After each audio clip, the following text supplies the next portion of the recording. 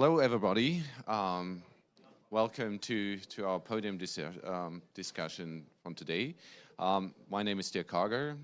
I'm a researcher at the interface between climate and biodiversity. And today we want to highlight exactly this part a little bit with respect on climate change mitigation and how we can incorporate biodiversity to climate change mitigation, actually. So we have a very ambitious goal with a 1.5 degrees and keep the warming at there. And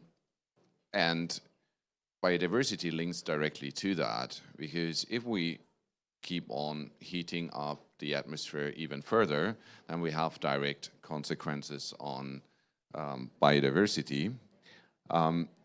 And biodiversity is actually one part of the climate system via the biosphere, which is responsible for 40 to 50% of the upkeep of our CO2 emissions, actually, by really getting the CO2 back into the entire loop.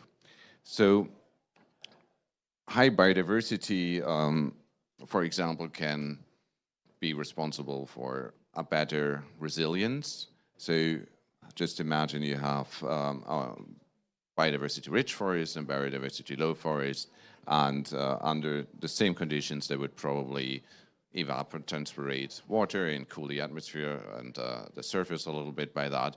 But as soon as we hit like extreme events and it gets warmer, then a biodiversity-rich forest might still do the same ecosystem service as fast, while a biodiversity-low forest might not be able to do so. And with ongoing climate change, the problem is we might lose biodiversity as well. So all these services, if it's just resilience or if it is nature's contributions to people, might be in danger here if we're not limiting warming to 1.5 degrees.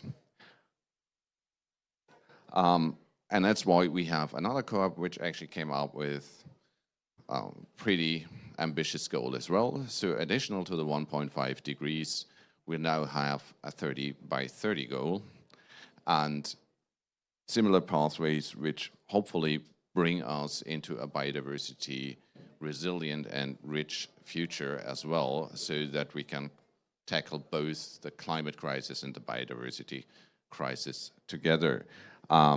So to not undermine what is done on one side of the problem,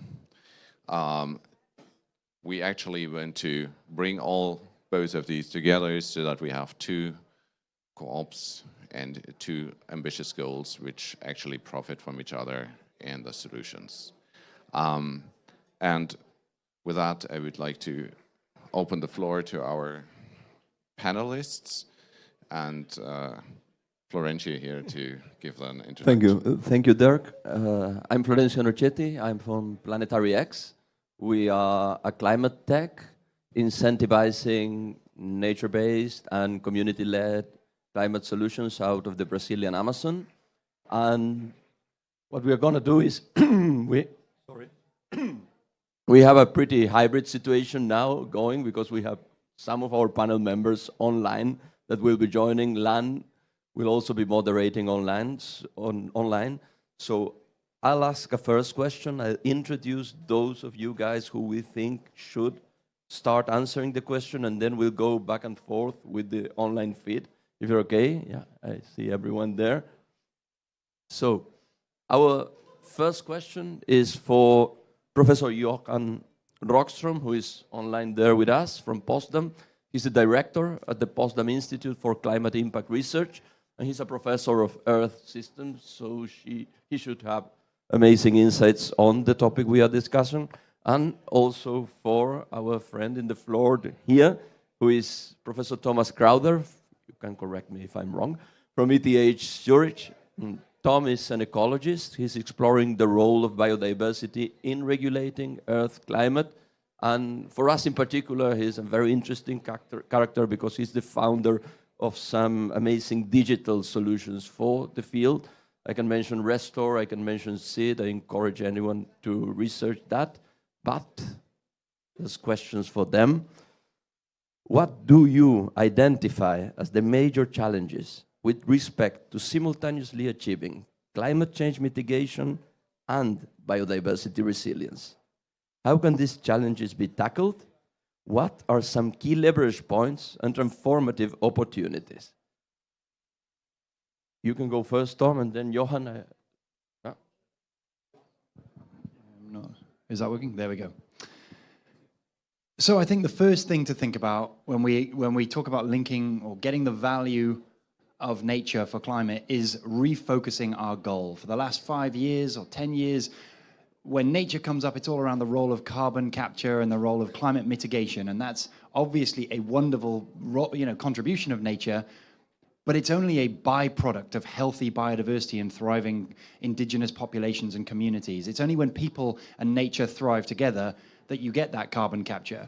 And instead, our utilitarian way of seeing nature, as we have done historically in the past, we extract parts of nature, the parts that we can eat, and then we build monocultures of them. We get the parts we can use for timber or medicines, and we build monocultures of them that deplete biodiversity. And the danger has been that we do the same thing with climate. We just go, we'll get the bits that capture carbon very quickly, and we'll build monocultures of them, which is not anything like reproducing nature and capturing the values and the systems that bring resilience as a result of biodiversity. So we have to move past that utilitarian approach, and we have to refocus our goals. When we achieve biodiversity and human well-being, we'll get incredible carbon capture as a byproduct. But if the goal is carbon first, you might accidentally achieve that whilst not achieving the other things, and you'll do much more harm than good. Amazing. Johan, do you care to expand on that?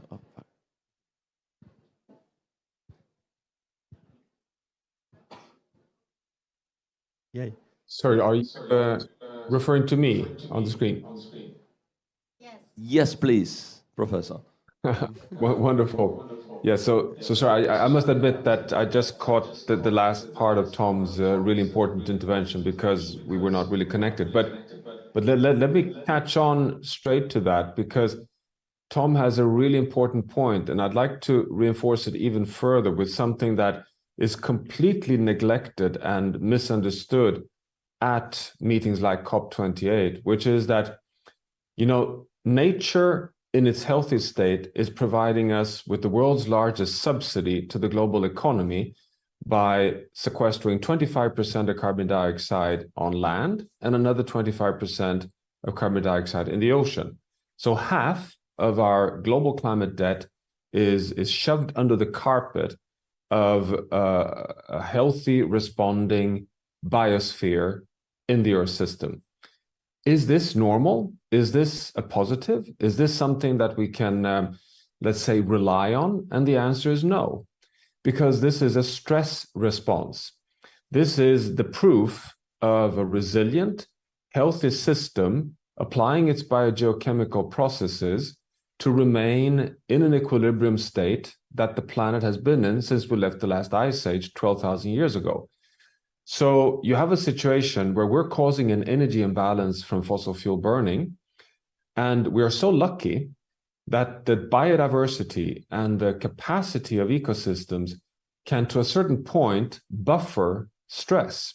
And that stress buffering is now coming to a point where we're starting to see cracks in that ability. And the cracks in this ability is now documented for, bark beetle outbreaks, forest fires, droughts. The Brazilian part of the Amazon has already tipped over, no longer a sink, but actually a source.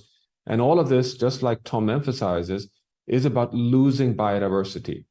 We are moving towards more monocultures, towards more brittle systems that burn down and turn into feedbacks that reinforce warming rather than dampening warming. But remember again that the response so far by nature in its intact biodiverse rich form is a stress response. That is why we have to have a double approach of precaution. I mean, one is building biodiversity because it's the best insurance we have, number one. But number two is to back off. to recognize that, we are so lucky. 250 years, the dominant health of the planet has helped us, but we're starting to see the tendency of losing this.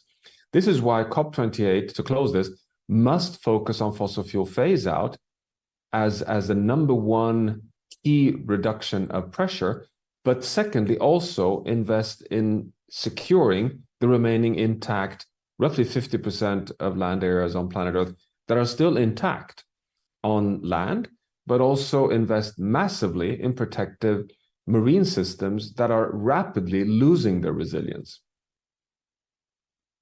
Thank you so much. Thank you so much. We have also online our colleague Lang Wang Erlandsson, I hope I pronounced that right, at the Stockholm Resilience Center.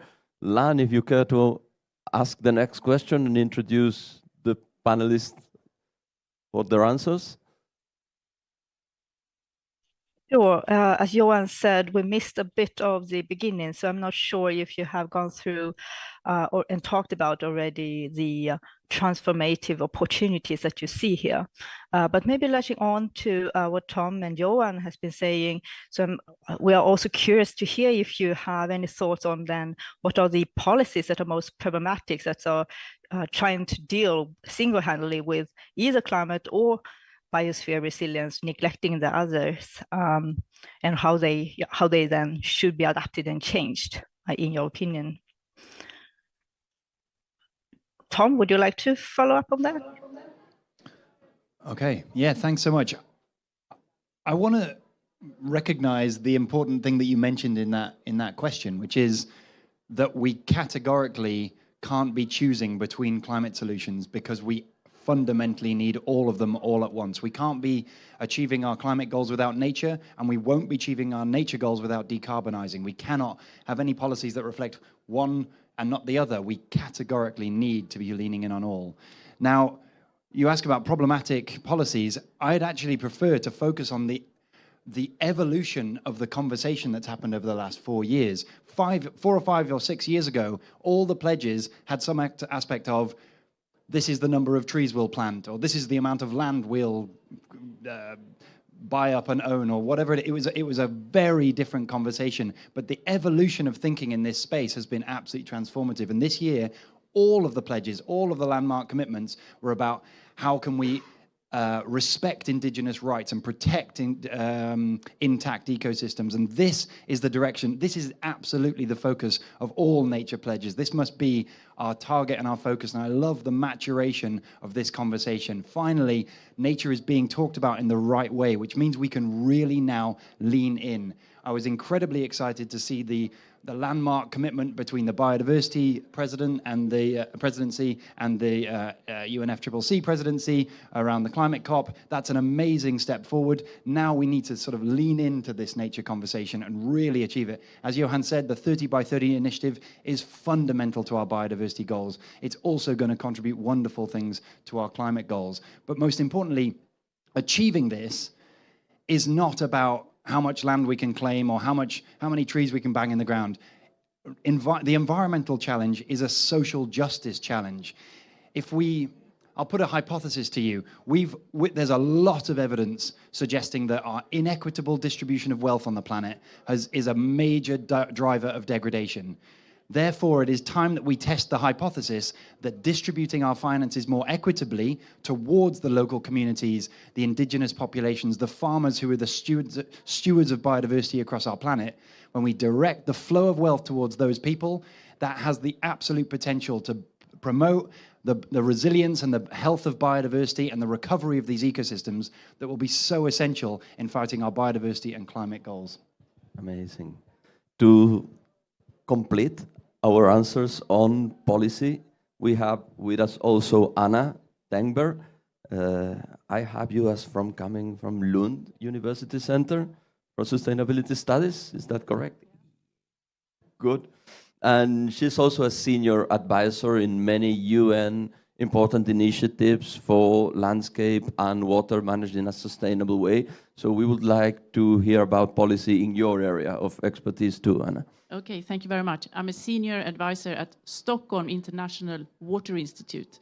So, from my perspective, the problem is not so much, problematic policies. It is the fragmentation of the policy landscape that starts at the highest level, at COPs, like this one, where we discuss climate policies.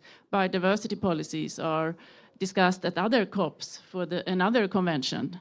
Also very important, but how do we bring these processes together? Because these, international decisions and policy statements are then translated into national policies and action plans, and we don't harness the synergies between these issues. And water that I work with is not integrated at all, which could be a very important leverage point for both climate mitigation, of course, and for ensuring resilience of ecosystems.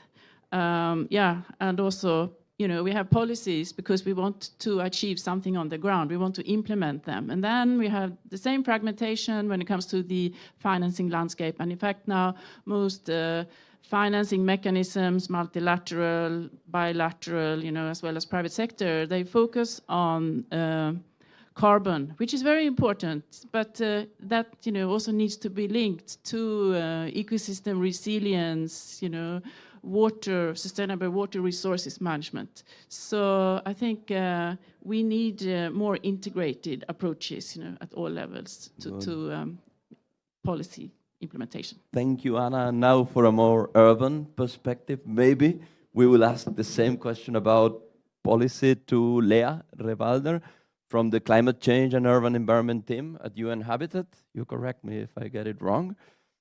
She's a foremost expert in renewable energy policy and climate change mitigation. So we would like to hear from you too, Lea, please. Thanks so much. And I feel almost like I will be shifting a bit of gears, no pun intended, with a reference to energy. But maybe on what you said, Tom, I mean, nature and people thrive together, and most people live in cities. So having that urban perspective integrated into the thinking, into our policies is absolutely critical. And then to make the link to energy just briefly is, we hear all about these energy pledges also here at COP, and we've also seen, these record installations of renewables. But actually, if we look what's happening, we also have an increasing energy demand. So we are actually burning almost the same amount of fossil fuels than a decade ago. So we're also not making progress on the mitigation side. And to boil that all down to the city level, and that's also where lots of these conversations come together. Energy, nature, biodiversity, everything can be connected and must be connected at the local level. So why, first of all, cities account for 3/4 of emissions, similar amount of energy, but then also they have the ability to have these integrated solutions. So hear me out. Heating and cooling, a pledge that, by the way, is not being discussed here. We only talk about power. Heating and cooling solutions are very local. So if you want to shift to energy, reduce energy demand at the local level, you need to work with cities, and you can create local jobs. Transport. When we talk about transport, we talk about shifting and replacing fuels. We don't talk so much about if we are replacing fossil fuel cars with electric cars, we're still going to have congested cities, by the way. I mean, this is not going to change the experience of how we live in a city. So it's about that ability of creating better public transport, walking and biking, and having that infrastructure in mind. So I think the policy shift that needs to happen is to bring that together. Is if you want to have a city where people can walk and bike, you need not only to create the infrastructure, but you can also integrate and bring nature back into the city. 80% of our cities are concrete and asphalt. They absorb heat. Cities are up to 10% more hotter than the surrounding rural areas. If you have tree cover on streets, you have an up to 20-degree difference on the asphalt. I don't know if you've ever seen that picture of like a thermostat on asphalt and the difference between two neighboring streets with trees, without trees, up to 20 degrees difference on the asphalt floor. So what I mean with that is if you are a city government and you think about, I need to redo a street, put bike infrastructure in there, put walking infrastructure in there, put lighting in there so people feel safe when they walk, put trees in there. Think about how you can integrate energy in there, and also think about how you can connect all of the different buildings in your city so you don't have long distances, that services are close, and that you can really think about a perspective of a city for people and not for cars. Good. Thank you very much for that. We have failed yet to introduce our last panelist, which is Dongwoo from Stanford University. He's a senior scientist at the Natural Capital Project, and he specializes in understanding the role of ecosystem services in providing health and well-being for humans, but also nature-based strategies for climate change mitigation.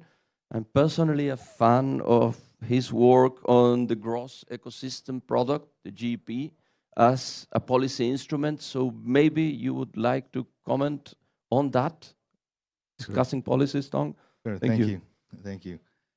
Well, first, at the Natural Capital Project, where I work, we were founded in 2005 with the mission of mainstreaming nature into public and private decision making. Now, what that means is, in 2005, if you were to tell people, most audiences, whether young people or professionals or policymakers or people in the business community, that there was an economic rationale to preserving and restoring nature, a lot of people would kind of laugh in your face, right? Because there was still this sense that nature was something that was just fragile and precious, which it is. But it was our mission, and it continues to be our mission, to change the way people think about ecosystems, not as just something to be protected, but it's also a productive and powerful engine of prosperity. And as we face these unprecedented planetary changes, we think investing in what we call natural capital is a critical way of aligning both the imperatives of development, of poverty alleviation, of resilience, of biodiversity conservation, but also adapting to and mitigating some of the worst effects of climate change. In the context of policy, I think one of the things that we've learned and realized over the past 15, 20 years that we've been working on this topic is that effective policies don't exist in a vacuum. Effective policies need to be predicated on, of course, institutions that ensure accountability and transparency and engagement with stakeholders so they understand and can buy into the policies that are being done on their behalf, and of course, the impacts of which are felt by society and not just by the people making the decisions. But also the need for new indicators of development, of sustainable development, of natural capital. I think the more that we talk to policymakers around the world, I work mostly in China and then in Asia, is that policymakers and people in the business community, they need I hear the term, the analogy, we need something to hold on to, a handle to hold on to. And so the concept of gross ecosystem product, we introduced that idea over the past 10 years. Of course, the name is very similar to GDP, and that was by design. I have to admit, most of my colleagues are ecologists. I was trained as an economist. And so every time I admit that at a meeting like this, it's like confessing to a crime. And so now I tell people I'm a recovering economist. I have a colleague who's also an economist, and he used to have this kind of morbid joke. He says, environmental economists don't actually care about preserving nature. They just want to plot the optimal trajectory to nature's destruction. But I'm not that kind of economist. And so with gross ecosystem product, which the definition of which is the aggregate value of final ecosystem goods and services produced within a given area. I'll spare you the grisly details about the accounting and the economics behind it. But in terms of the number of places where we've used it, one of the most, to build on what Leah was just mentioning, one of the most effective case studies that we have is in the city of Shenzhen in China. We've worked with the city of Shenzhen for more than 10 years to mainstream nature and ecosystem services in the way they do land use planning, urban management. And I think we've gotten a level of buy-in that it's rare to get with city governments. And now every department in Shenzhen has to do gross ecosystem product accounting. And then every district has to report their GEP alongside their GDP. And what we found is that GEP reflects both resilience in the sense that if you have a lot of urban green space, as Shenzhen does, it helps with flood mitigation, it helps with urban heat island mitigation. And one of our most interesting results over the past couple of years is that we found, as a result of Shenzhen's well-designed and plentiful urban green spaces, it actually reduces the temperature, the average temperature of the city by a very significant margin. That translates not into just more comfortable living conditions, but also a lot of energy savings and therefore emissions reduction. And so we are finding all these different synergies and all these multiple benefits that can be realized. And all these opportunities have been open for us because we've developed this new indicator. We've cracked the door open, and we're really excited to see where GEP and related measures and associated research can lead us in the future, not just in cities, but also in rural areas, not just in China, but also working in many other parts of Asia, Latin America, and the global South. Thank you very much for that. I don't know if we can, do we have them? If we have you guys online, maybe Johan would care to finish the round of answers on policy, and Lan, you can lead us to the next question maybe too, which is for every member of the panel also, so stay alert. No, sure. When I heard about some great examples from cities and local communities, and Johan, you have been working a lot in the global policy arena. What do you think needs to be? What actors do you think are needed to get on board, and what are your experience and positive experiences of making climate and biosphere resilient policy happen?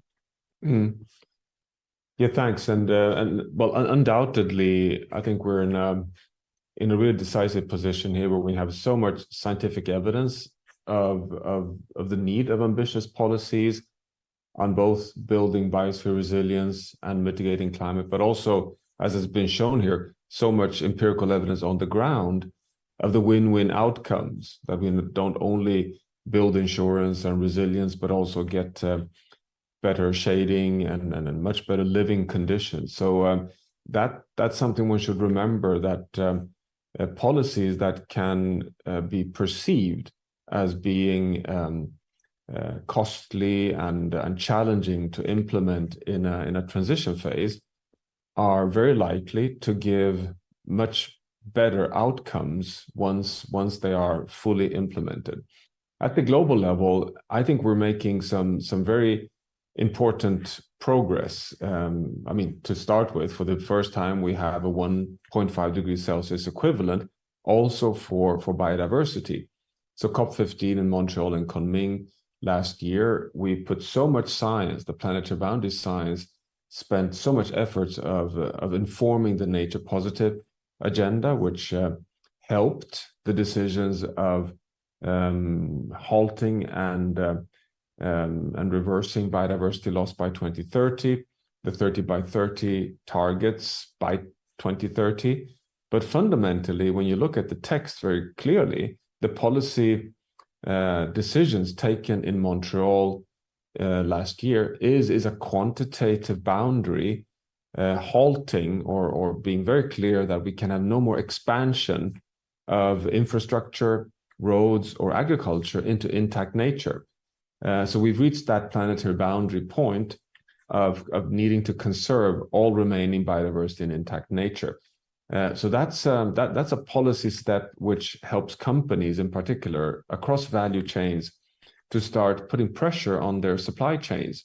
And we see companies starting to do that already. I mean, there's everything from Walmart to Unilever to broader fashion industry like H&M, truly connecting both the carbon policies with the biodiversity policies in quantitative terms. Many call this science-based targets. We have the Science-Based Target Initiative on climate, which is very much in the focus at COP28, but we also have the Science-Based Target Network, quantifying the boundaries in support of policy and business measures for biodiversity, fresh water, land, nitrogen, phosphorus, air pollutants. So this is, I think, one path of trajectory where we see the connections across scales from urban areas, cities, communities, sectors, all the way up to the planetary scale in terms of quantitative policy. Thank you very much, Johan. And now we would like all panel members, or how many of them are willing to Now, to share with us their opinions on which players have to be involved in these strategies, I will ask that question to Tom first because he has to leave us, not because I'm being unpolite to the rest of you. But if you can care to go, and then we release you to catch your flight, Tom. Perfect. Thank you so much. I think that's a pretty easy answer, actually, on both sides. First, it requires all of us. We need every financial and political mechanism. We need every public and private sector actor to be channeling the flow of wealth on our planet towards the directions, these rural communities that are the stewards of nature. But most importantly, it's got to be centered around the rights of those people. It's about empowering a bottom-up movement. When we talk about nature, we talk about, it is not about extracting nature or taking a part of nature that we propagate. It's about building systems where the stewards of nature are able to thrive in association with nature. When nature becomes the preferred choice for the people who live there, then it thrives and you can't stop it from thriving. We have this network called Restore. 160,000 local communities, farmers, indigenous populations who have all become very visible and transparent. It's like a Google Maps for restoration. You can go onto it, restore.eco, and you can see all of them and all the incredible work they do. And what we consistently see is that when they find the solutions that make nature the economic preference, it thrives, and it doesn't just stay there. It even grows across the landscapes. One example that I love is in Ethiopia. An agroforestry farmer who I know well protects. He's in the Cafe region of Ethiopia, where you see a lot of land clearing for coffee production, and instead he protects a beautiful patch of tropical rainforest so that the native coffee trees, can grow beneath. Now, this is conservation and agroforestry at the same time, but because those forests trap water and nutrients, the plants grow really well without the need for fertilizers or irrigation, which means nature is the economic preference. So all the farmers in the nearby region identified this, and they've allowed forests to recover on their landscapes. So you see the recovery of nature across the entire region. This is when humans are the stewards of nature, and it's these people that we need to be able to identify and empower with all of our policies, all of our political mechanisms, and all of our, we need every one of our decisions to be framed around how can we promote the well-being and livelihoods of these people across the globe. Thank you very much for that. You care to? Yes, thank you. So I'm coming back to my earlier point about the need for integrated approaches. So we need to involve all sectors that contribute to emissions, but that are also part of the solution. So yeah, the energy sector, water, agriculture, and we also need to ensure, of course, at the different governance levels are involved. We have to work with local communities, as we heard here, local governments, up to national level. And I think for me, although I'm working with water, the agriculture sector is key because the contact many local communities have with any kind of government is the agricultural extension service. So they need to be trained, and their capacity increased to ensure that also climate and biodiversity priorities are integrated into the advice that they give. That should benefit also local communities in terms of water and food security. Good. Thank you very much. Do you guys care to? Oh, no, you.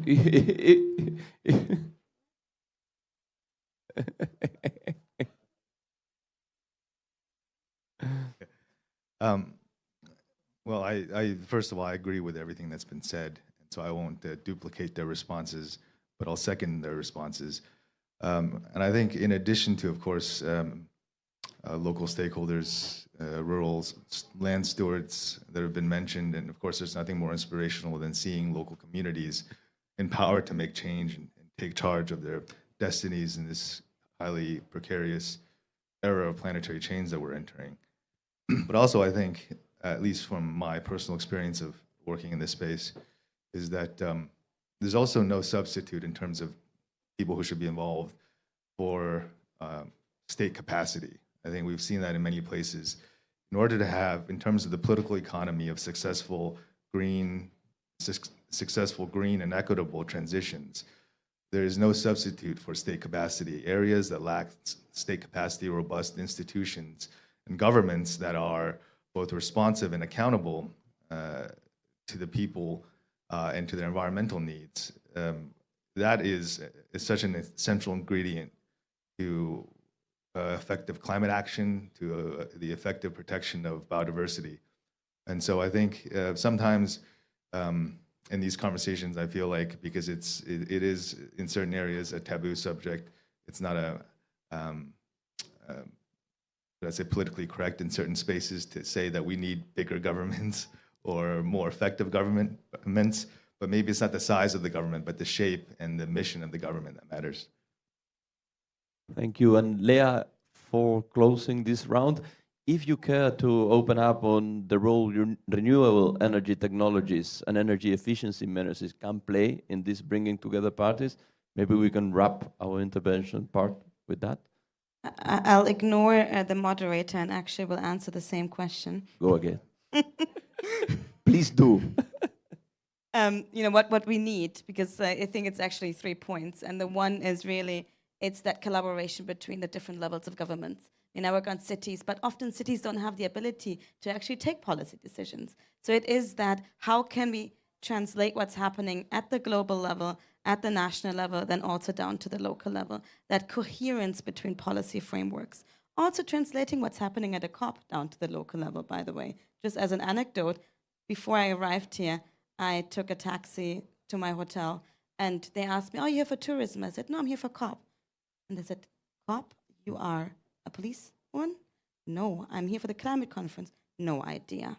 So how can we translate these global discussions down to the local level and then to the individual level? So that means for me, multi-level governance and really policy coordination. Second of all, we need everyone, and we need to make sure that everything is also targeted to the most vulnerable. If we look in our cities, I talked briefly about that. If you look at the map, who lives where? Rich people live where green spaces are. Poor people live where there's no parks and concrete jungles. So we need to ensure that everything that we do is also taking the most vulnerable and the urban poor into consideration. And the third thing, which we've briefly touched upon, is money. Don't want to take over your role now, but do you know how much climate financing needs cities have? Anybody, a number? Don't Google. Give me a number. No idea? 5 trillion annually. That's a number I cannot even grasp to understand. It's between 4.5 and 5.4 trillion. That is a number that is so big that, it's incredible. And I think less than 10% of that is currently being mobilized. So the last thing is money that we need in order to make that happen. And if we can make that happen, we can live in cities that are green, that are resilient, and that are actually also just good places to live in. We all want to live in a beautiful city. So if we can make that happen, we can, I think, all live in cities that are also just pleasant places to be in for people. If this is the result, feel free to ignore me as much as you want. Thank you for that. I think we are almost out of time for this round of questions. We would like to open up for the people here to join us in demanding answers for this panelist. Yeah, you hear me? Okay. So, hi everyone, my name is Sibel Queiroz. I am a researcher at the Stockholm Resilience Center as well, and also the head of knowledge for the Global Resilience Partnership. I will be taking your questions. We have a fantastic panel. Thank you so much for all of your interventions. So, any questions? You can do this. Yes. Thanks so much. I was just wondering with the GEP model, whether, because, I was hearing the not necessarily thinking of nature in a utilitarian way, and then, seeing it as also natural capital. So that was an interesting, interesting combination of points. So I was just wondering if that model takes into account, like, not necessarily having monocultures, but having diversity, so diverse agriculture, for sustainability. So much, Don, you want to take this? Sure. Yeah, thank you for that question. this is always every time I introduce GEP, I always say that I should introduce it with a disclaimer or one of those like a small print things that you see after advertisements that goes really fast, because there's a lot of caveats, I think, with gross ecosystem product. I mean, GEP is, like I said, it's meant to kind of sound very similar to the GDP by design. In many ways, we're motivated to have something familiar enough to appeal to policymakers and people in the private sector to buy into it. But at the same time, there's some very distinct differences. GEP, in many of the places, most of the places where we've been able to work with local stakeholders and policymakers, we always emphasize that it's not Lord of the Rings. There is no one indicator to rule them all, right? It's not a comprehensive indicator of development.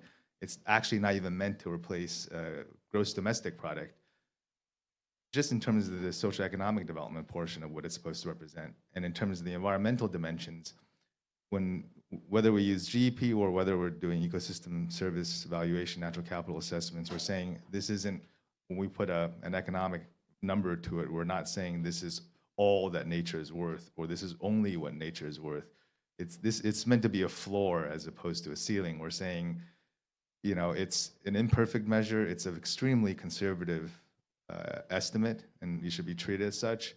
But in many of these places, if you don't have something, if you don't have a floor, an economic floor on which to engage policymakers, then, you know, you're going to see kind of rampant destruction and degradation. The difference between nature as something that's priceless and nature as something that's worthless in the eyes of many people it's a very thin line, and we're trying to make that distinction as hard and visible as possible with an indicator like GEP. Thank you so much, Don. I think it was a great intervention of not having one to rule them all. I think that is totally true. But we also need things that make the value of nature visible, right? And to shift this idea that nature is worthless, which is totally not for this audience. Yes, please. I would like also to ask a question regarding the gross biodiversity product. And impression I have is that we are now watching a new index that's been born not to replace GDP, but to parameterize it, so that we can understand the impact of the growth that we are having in regard to the natural resources that we are consuming, because they are limited. So in a way that the investors may be framed in a pendulum, so that in some time they invest in GDP more aggressively, then they realize the natural capital now need to be recovered, and we will need a lot of new financial instruments that will back this gross biodiversity product. I would like to know how China is watching these new financial instruments. Probably there will be much lower interests, because we are now trying to recover what we've been damaging, and how to bring the investors to really invest in gross biodiversity products and these new financial instruments, and what would be these new financial instruments that you are having in China already. Sorry to monopolize the Q&A part, but so with gross ecosystem product, also I think something that should be told alongside the GEP story is the parable of green GDP, which is its older and less accomplished brother who failed miserably.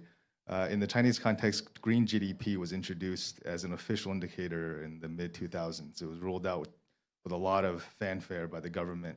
It was announced, widely proclaimed from the hilltops as something that was going to align China's kind of breakneck development with environmental imperatives. Now, after it was announced and before it was even officially rolled out in most places, it kind of disappeared from view. And one of the reasons is, what green GDP is you take whatever a city, a county, a province, or the country as a whole, you're saying this is what the GDP growth is. And then the people who do the green GDP accounting come in and say, no, it's not. It's actually half of what that is, or sometimes it's much less.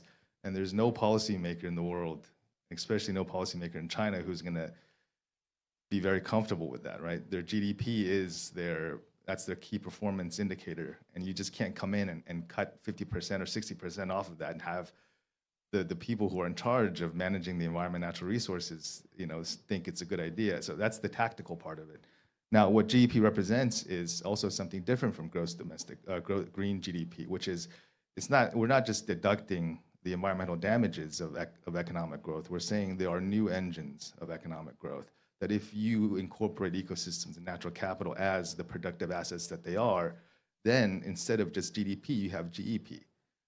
And in all the places that we've implemented GEP in China, we call it it's been called the dual growth mandate. So we don't replace GDP. We're taking some of the edge off of, if you only have GDPs, then it's like you're gonna press the pedal to maximize it. But if you have GEP, we're saying it's okay if you have lower GDP growth, if you're improving the environmental quality, if you're improving the ecosystem goods and services, which are also essential for human well-being. In all the places we've implemented that, we've seen much better protection of natural ecosystems, much more investment in restoration and the protection of biodiversity.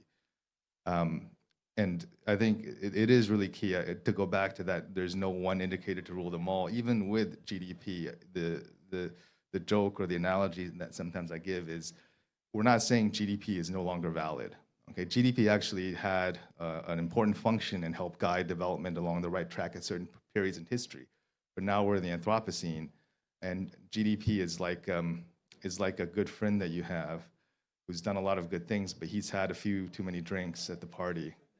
Right? He's gone from a really fun and interesting guy to a really annoying guy, and we're saying, and GDP is the sober friend. We're saying, come here, take away GDP's keys for the moment and help your drunk friend get home safely so we don't crash the planet. And then once GDP sobers up in the morning, we can have another conversation. Yeah.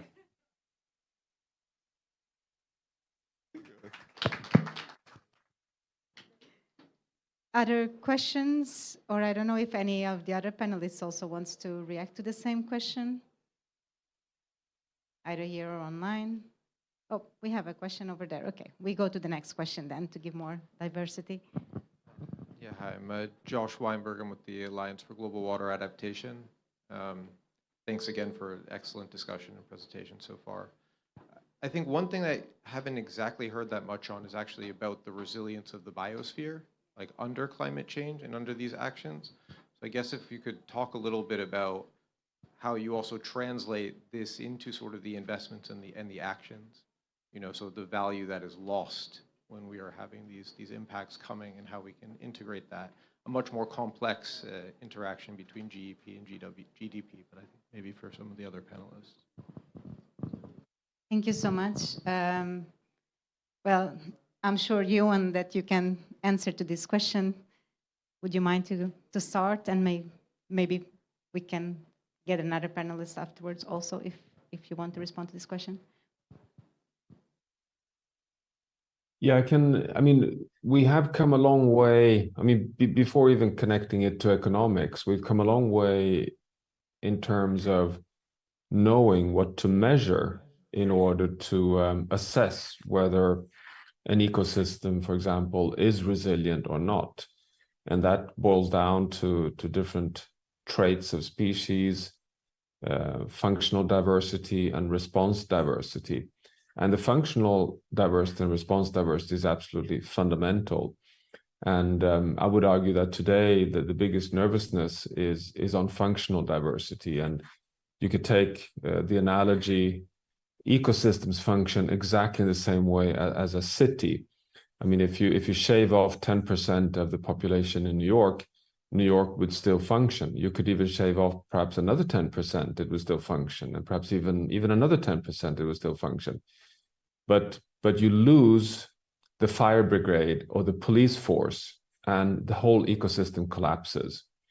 So this is the kind of work that ecologists are doing as well, where you really put your quantitative analysis on the functions in an ecosystem, like some critical pollinators or some organic carbon degenerators or fundamental moisture feedback plants that you simply cannot lose without the whole system collapsing. So that's functional diversity. But then you have response diversity, which is that you don't want to have a monoculture of just one capital function. You want to have diverse agents in the whole system. So you need 10 different pollinators to deal with different temperatures and different moisture settings and different disease patterns. And this is quite well advanced, so you can apply it also in economics. And I think the best example we have today of economics, which does not contradict GDP in any way, I totally agree on that, is Partha Dasgupta's work on the economics of biodiversity, which was actually interestingly commissioned by the UK government in the run-up to COP26 in Glasgow. And what Partha showed there is that we need to have strong sustainability measures in economics. So you can still have GDP type methods to measure economic development, but you have to stay within scientifically defined guardrails for the biosphere, meaning quantitative guardrails for functional diversity, response diversity, traits of species, intact surface area of biomes, and then you can fight it out within that. So there's not necessarily a contradiction here. Of course, it translates to much tougher regulations. It translates to putting economic value on natural capital, the points have been discussed here.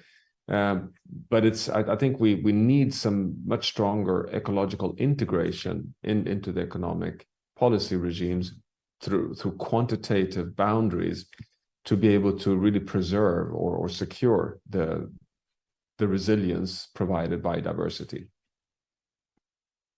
Thank you so much, Johan. I think maybe I turn to you, Anna, if you have I only have a very quick comment, and that is on the financing aspect that Josh referred to. And I think we have seen here, even at this COP, where there have been a launch of several new programs, that development donors and countries, all see the need for more integrated approaches, linking climate and biosphere resilience also to food systems, as an example. Thank you so much. Any other questions?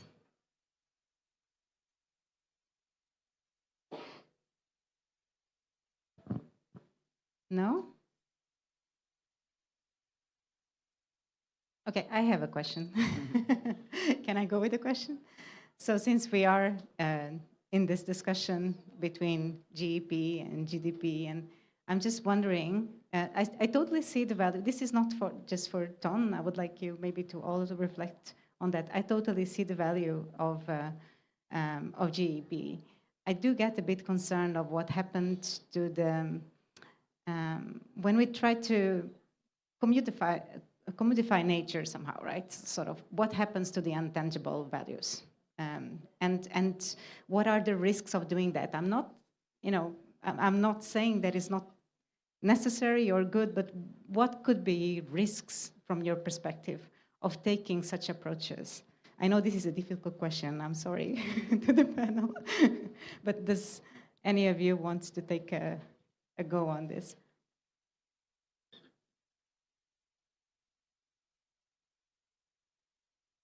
No? It's a hard one, I know. I'm sorry. No, I can just say a few words.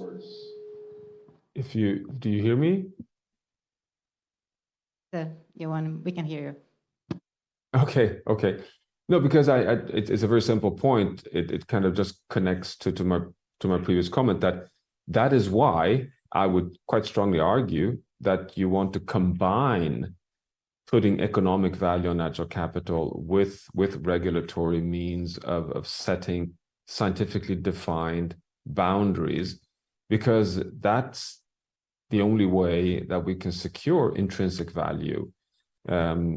We know that economics break down when you come too close to tipping points, meaning that you end up with infinite cost when things go from linear change to non-linear change. And because we know that that's the behavior of ecosystem, I mean, that's the whole fundament of resilience theory, that you have a pool of capacities, biological capacities in an ecosystem. You lose those up to a certain point, and then a small additional stress can have feedback dynamics shift direction. So the system irreversibly shifts from a rainforest to a savanna. And that point is biologically hard set. Beyond that point, there's no way back. And there's no way economically to handle that. We cannot handle economically linear to non-linear transitions. So you need to set boundaries. And that, I think, is a complement to the economic policies of valuing natural capital. It's not a contradiction, it's a complement. Thank you so much for that perspective, Johan. I don't know if we have time for a last question. It might be a bit tight, but... Thank you very much. No, I think we are out of time already. We have our friend Nikolaus Zimmermann. Nick is also from the Swiss Federal Institute for Forest, Snow and Landscape Research, as Dirk here, and he will help us with some closing remarks before our time is done. Thank you. Thank you very much, and thanks everyone for this very interesting discussion. I tried to summarize what we have heard today. On the one hand, we learned that climate mitigation and biodiversity conservation are mutually and intrinsically dependent on each other, because biodiversity offers a lot of services to the climate. It influences the climate system, but biodiversity also depends on the climate. So the resilience of biodiversity is essential if we want to get there. And biodiversity already contributes to climate mitigation a lot. We heard that, for instance, from Johan. It stores a lot of the anthropogenically emitted carbon, but it also, because of the ongoing climate change, nature is getting to the limits of what it can further do. So we need to strengthen our efforts, we know that. And one of the problems we learned is that policies are too much fragmented and not pulling in exactly the same direction. So we need stronger efforts there. We also need to link big scales to small scales. We need to invest energy at all different scales. We heard that from Anna and from Leah. For instance, to not only do biodiversity conservation and climate mitigation far away from where people live, but also where they live in cities at small scales, also including those that have the least economic potential to do so. We learned that there may be new indicators that we can use to explain and help plan such measures, but there are also limits, as Johan just explained, and we need to also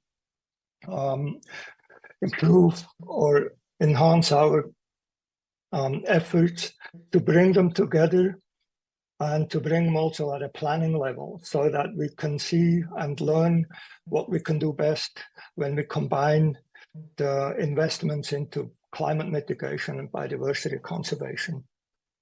That's an attempt to very briefly summarize the discussion, and maybe you have some additions to that. Thanks. Thank you so much, Nick. I think this was perfect. I'm going to do something that is, we will take your last question because we actually have 2 minutes. So we take a question after the final closure. And I hope you're all okay with that, but this is a good sign that people want to ask questions. So I run to you. Thank you very much. In fact, I was not present in the core discussions. However, I was interested to have my question because of you, since my questions are almost aligned with yours. I am from Bangladesh, and I have experience of working with Mr. Professor Salimul Haq, who had deceased a few months ago. So, in fact, I work for a research organization based in my country, Bangladesh. I have experiences of working with people, I mean the most vulnerable people in different climate hotspots of my country. I have seen how the loss and damages are having differentiated impacts on different communities. So I have struggled with different projects, different research works, while attributing values to the loss and damages they have been affected by. So I would be very curious about how to represent the differentiated impacts of losses and damages on different groups of the country. And at the same time, how to address or enumerate the losses and damages of secondary and tertiary levels. For example, the people that have been affected by, say, riverbank erosion have to relocate to somewhere else in the country or beyond the border. In the new places, they face new problems. But often, when we talk about losses and damages they have been affected by, we don't incorporate them completely in the loss and damage periphery. So I am from economics background, and it's really a struggle for me to quantify or to assign values to those losses and damages that are in fact should be included. Okay, that's my question. Thank you. Sorry, Okay, thank you Sibel. so much. We also need 1 minute for Rohan to present the Copton. Oh yeah, that is true. I'm so sorry. Okay, does anyone very quickly wants to answer the question? We will just be presenting the cartoon at the end. I actually...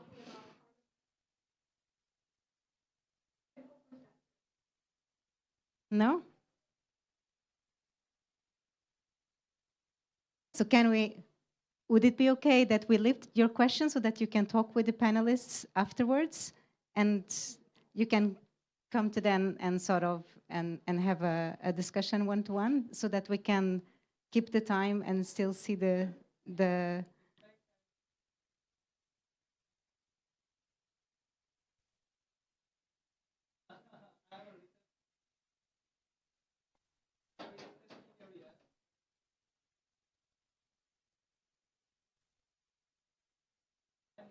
Mm-hmm.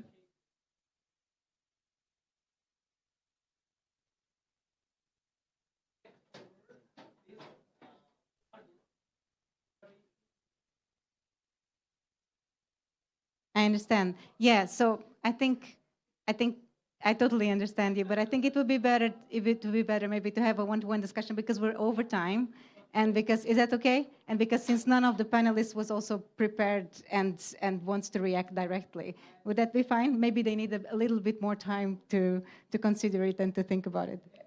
Thank you so much. I think we need some research assistance and a lot of data analysis to answer that question. So. Yeah. I mean, more money going to these topics overall.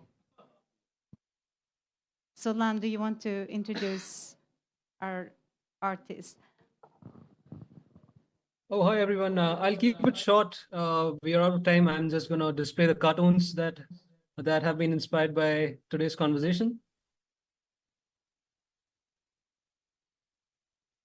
Here we go. I'm just going to leave you to read them. Just keep in mind, I'll be in touch with Lan, and I'll be sharing all these drafts with her. And if you can let me know which of these 5 cartoons you've enjoyed the best, I'll keep them ready and colored for use in your publications and presentations. That's the first one.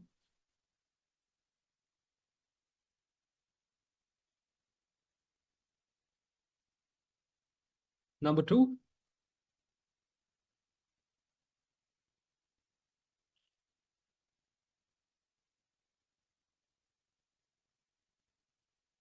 Number 3. A lot of talk about GDP today.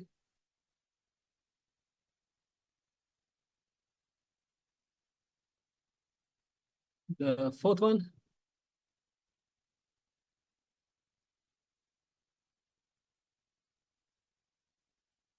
And the final one.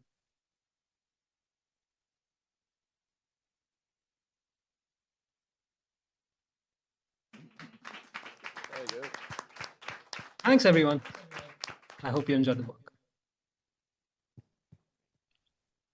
Thank Very you so good. much. Thank you, everyone, so much for being with us.